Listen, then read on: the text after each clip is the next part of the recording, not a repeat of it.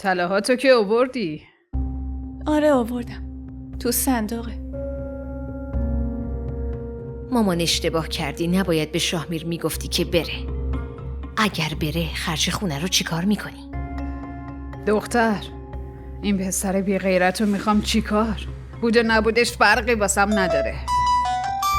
ستار زنگ میزنه. یه لحظه. الو. برای چی آقا؟ چرا نمیتونی بیای؟ من باید با آژانس اینور و اونور برم؟ صبحم با آژانس رفتم خونه حنا. خب؟ مگه کی میای خونه؟ ستار کنترل این دارد دستم در میره. شورشو در آورده. همش میگه مغازه میمونم. انگار خودمون ماشین نداریم. همش با آژانس دارم میرم اینور و اونور.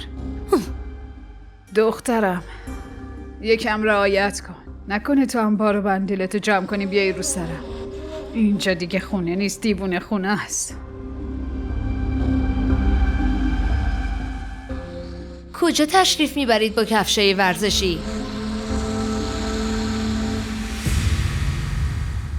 عجب آدمی هستی. نسبت داشته باشیم یا نه؟ عادت سوال جوابتون ترک نمیشه.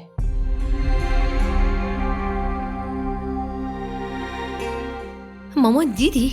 این الان چی گفت؟ دخترم، من که هر روز میبینم. تو یکم ببین. واقعا که تخمه میخوری؟ هیچی بهش نمیگی مامان؟ مادر شوهر به اون عروسش تشر میزنه که از پسرش حساب ببره. اون دختری که زندگیش قشنگه و میترسه خونه خراب بشه. این نه امید داره نه ترس. از هر بندی آزاد شده.